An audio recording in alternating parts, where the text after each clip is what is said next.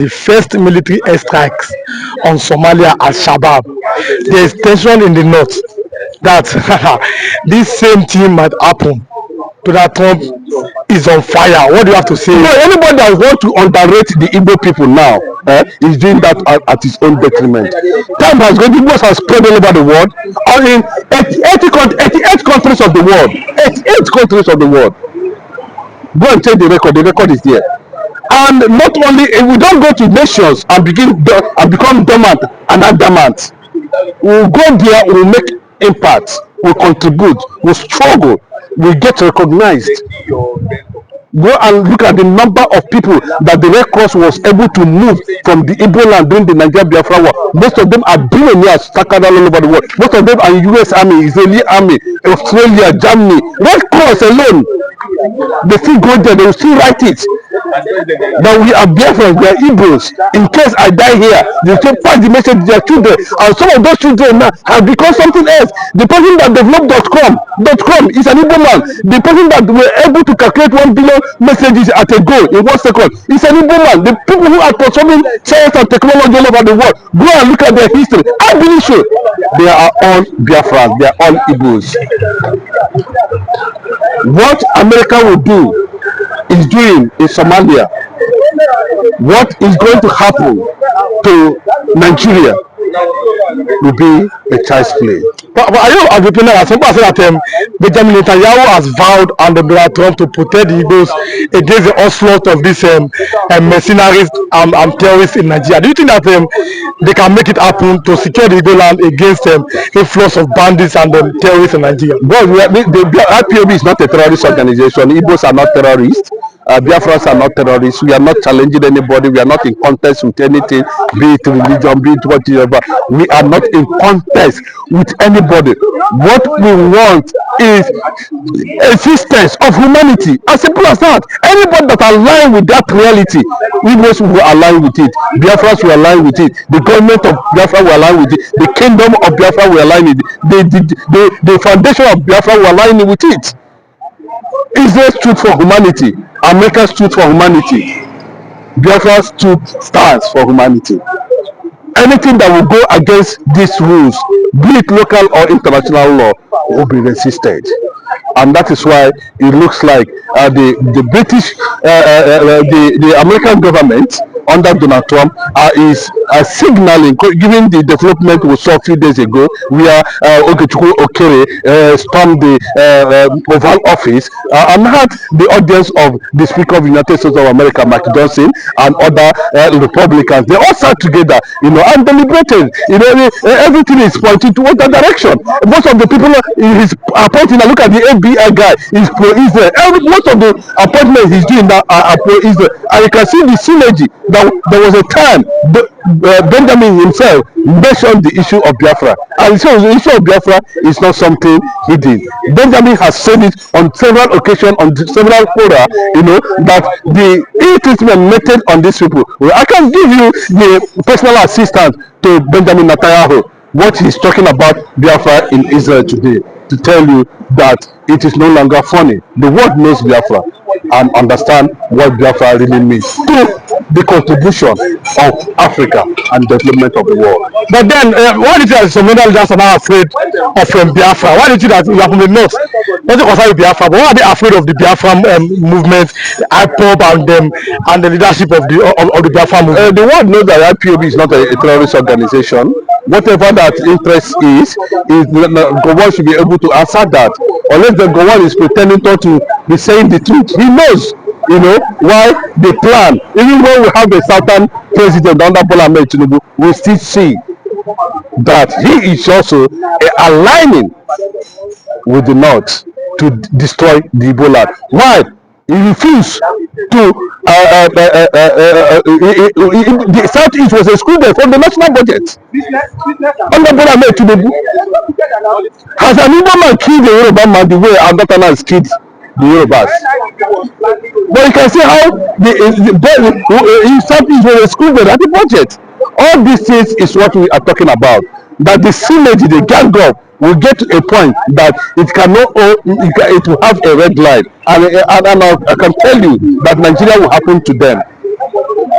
Let them, Nigeria themselves, Nigeria will happen to Nigerians. Then they will set Biafra free. That they will know when they will recognize the importance of Biafra. The world will allow them to do that. The world will allow them to make that mistake. The world will allow them to push themselves to irrelevance. The world is not becoming, a head of the first time was shut down at the airport. Is visa confiscated, banned from entering any civilized nation around the world. And they think that the Biafran influence is not holding up. It's holding up. One day, the gang up, as if it's not crude oil. Japan has no crude oil. Some countries around the world have no crude oil. They survive, they grow, they developed. Igbos are not interested in crude oil, but the Northerners are interested in the crude oil. They are the first for suppression, oppression of the Igbo is so that they can be digging their pipe inside and be taking crude oil. I so be it. But time will come when these things will be looked into by the powers that be and grant us sovereignty. We will not the strongest black nation in the world, whatever it will take us. We will not seek to become relevant to defend humanity and defend Christianity. That's the essence of Biafra, and that is the destiny of Biafra. To defend humanity and defend the existence of God. Anything contrary to that, they will question it. Definitely. Nigeria will happen to them. All of them who are enemies of Nnamdi Kanu, all of them who are enemies of Igbo. Nigeria, this Nigeria will be there, where they can say that don't get, will happen to them all. What are you saying?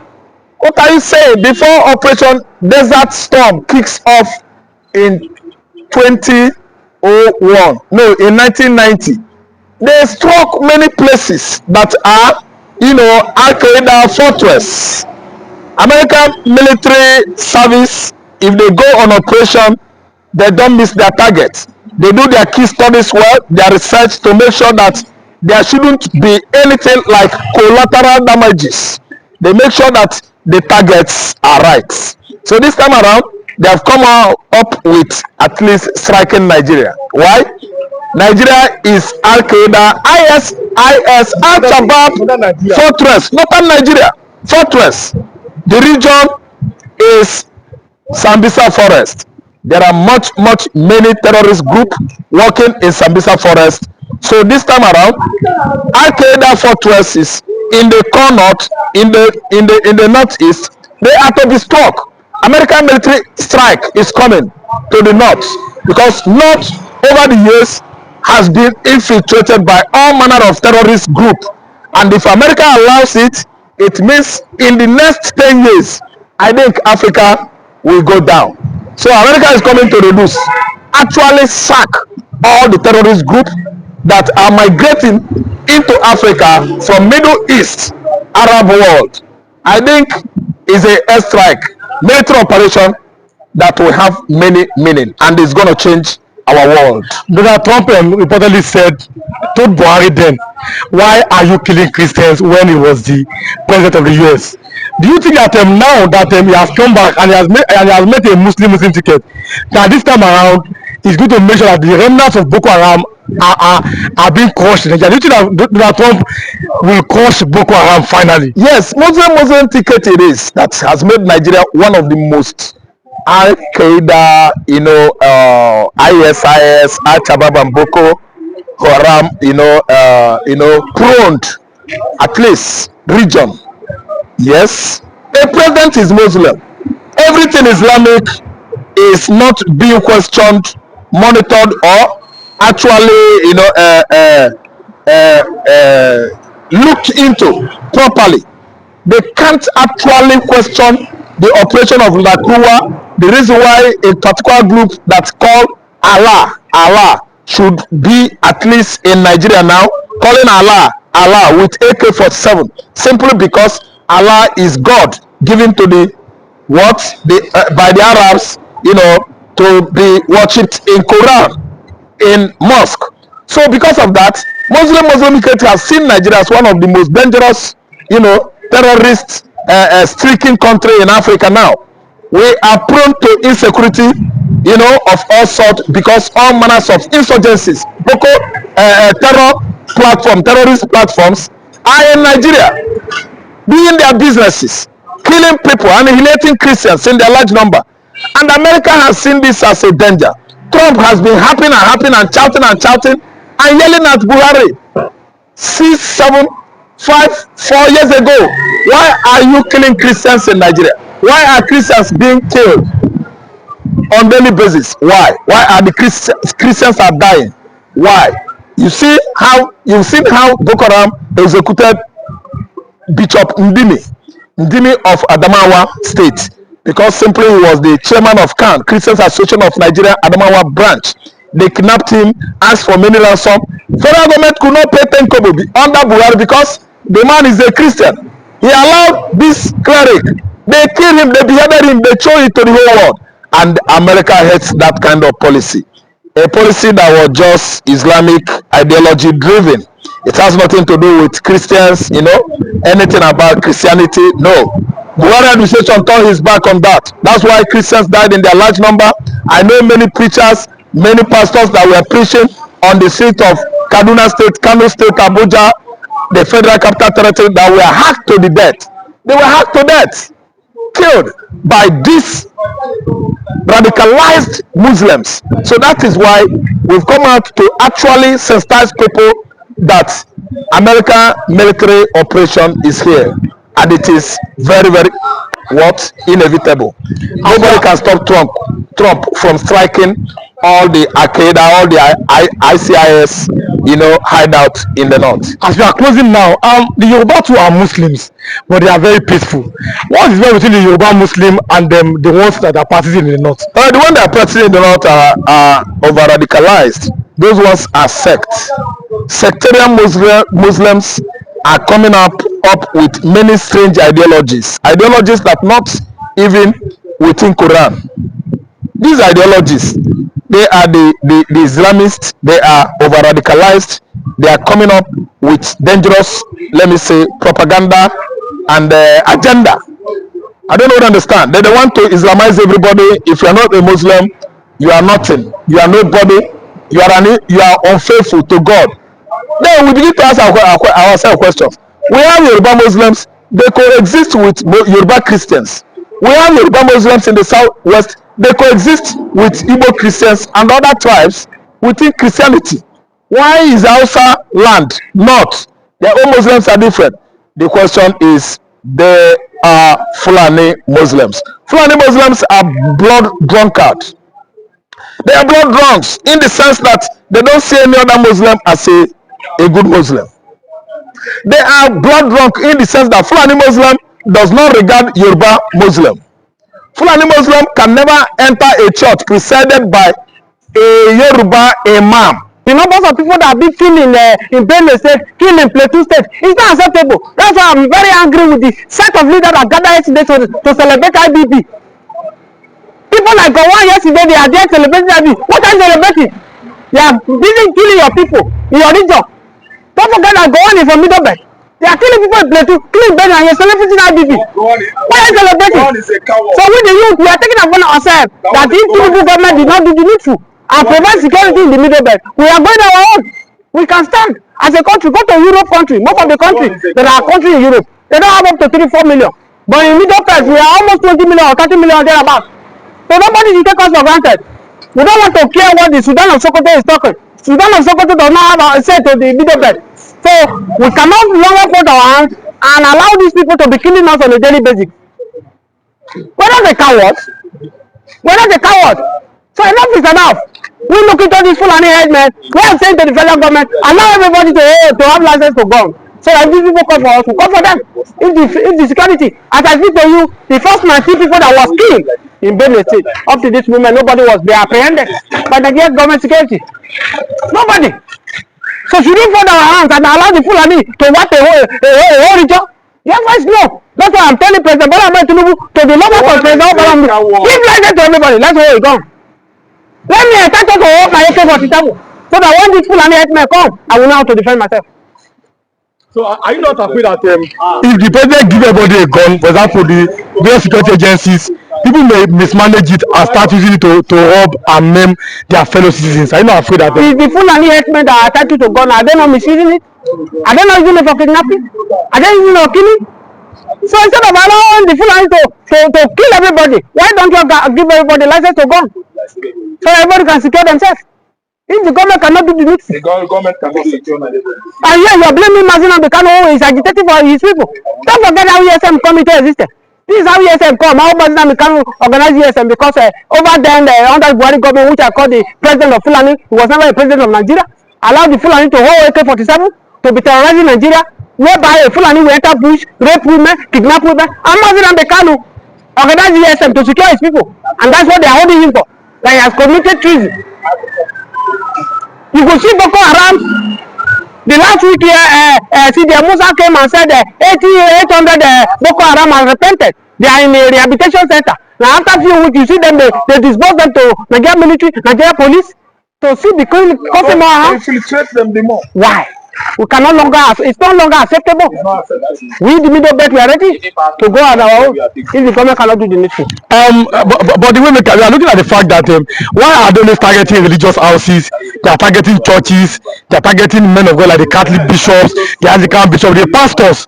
Why do you think that the Fulani are not targeting Christians, especially now? Now, to God be the glory, because when Otom was the governor of Benue State, the Fulani said they don't like the way Otom speak. That Otom is this. Now that the Reverend Father, who is from their party, which I call APC, a Fulani party, why can't they stop the killing? Yeah, they still keep killing Christians. What has Christians done to them? The Christians stop them not to practice their religion? The answer is no.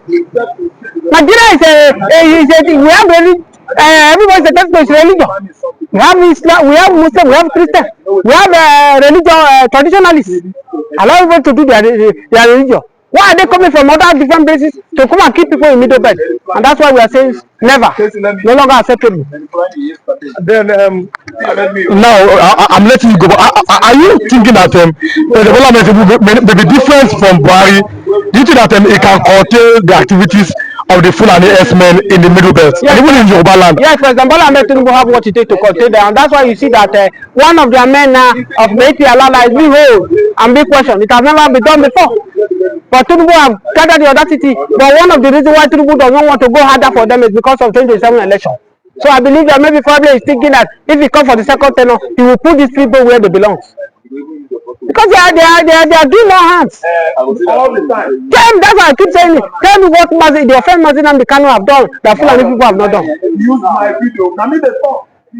So my dear brother, the answer is people have caused more harm in different regions. In Southwest they keep killing. In East they keep killing. In different places they keep doing all this. He mapped out. He marked budgeted 500 million for hedge for the Fulanis, the killers of Iboyi people. He gave them money because all the governors except Lesotho, they are servants to Fulani.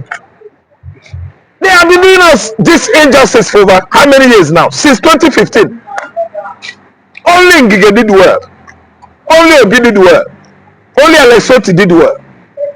Peter Mba, Ojuzo Kanu, he ruled out their state for 7 years, stealing 9 billion naira.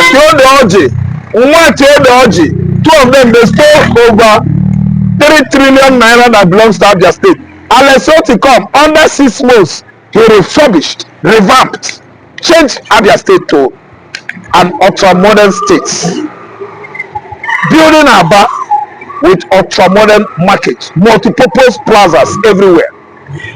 That's a Lesotho for you. It took a Lesotho only 6 months to have achieved what the like of Ojuzo Kalo, killed Ojuzo 1 year, and Okezie Ekpazo she could not do under 24 years. And Lesotho did it under 6 months. Go to Abia State, the road is pure black, charcoal black. And it's having many projects like international airport. Yes, international airport, seaport, dry port. Same time, building it, borrowing money from World Bank and displaying, paying salary every 18th of any month. Abia workers, they are being paid. Ojuzo Kalo has succeeded in destroying Abia State for 8 years straight, and now is representing a better constituency. Senate, yes. Amwewu is representing a better. constituency. Theodore one year, he always sleeps in the house. He's a senator too. I'm telling you the truth. If they bring Theodore, what's 24 Nigeria 24, 24? Theodore sleeps because he has eaten enough. Okay. The sleeping there is when is this session gonna end now? Let us go. Okay, thank you. When is this session gonna end now? Let us go. Okay, God bless you. I don't like